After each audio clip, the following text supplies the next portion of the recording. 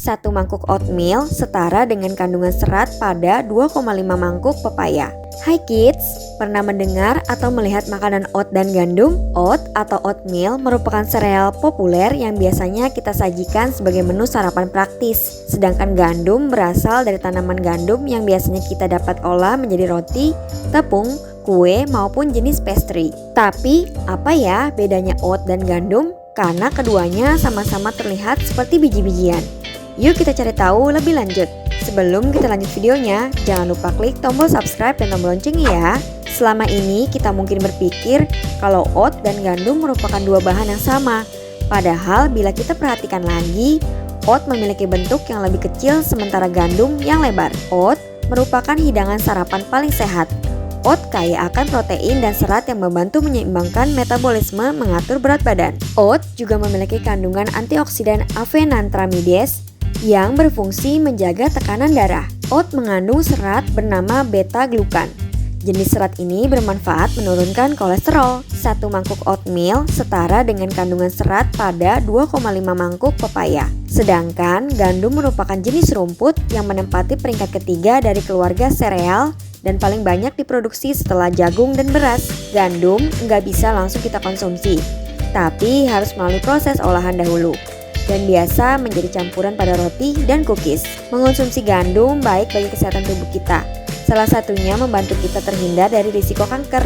Kandungan serat dan nutrisinya juga bermanfaat menjaga metabolisme tubuh tetap stabil. Ada 2 jenis gandum populer di dunia. Berdasarkan WebMD, jenis yang pertama yaitu gandum biasa, digunakan sebagai bahan baku roti. Kedua, gandum durum, merupakan jenis lainnya yang umum digunakan sebagai bahan pembuatan makanan seperti pasta, mie, roti, dan makanan yang dipanggang seperti kue serta biskuit. Untuk cara mengonsumsinya, oat dan gandum sangat berbeda. Oat bisa kita makan sebagai oatmeal yang bisa langsung kita makan atau dengan kita campur bersama bahan makanan lainnya.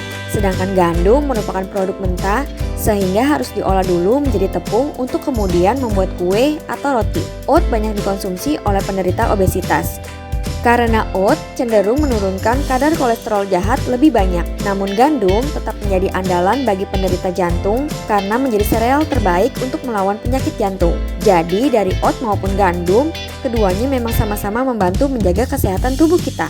Nah, itulah perbedaan oat dan gandum berdasarkan beberapa sumber. Sekarang kita cari tahu perbedaan keju cheddar, mozzarella, dan parmesan.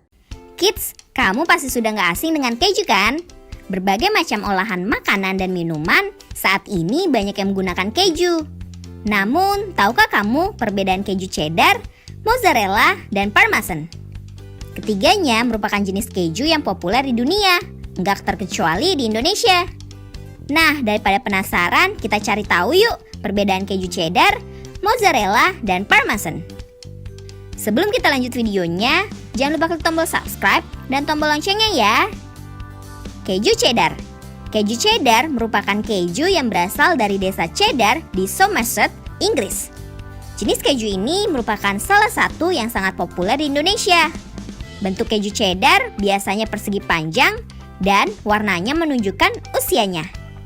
Keju cheddar yang masih muda berwarna putih gading dengan tekstur yang sedikit lunak.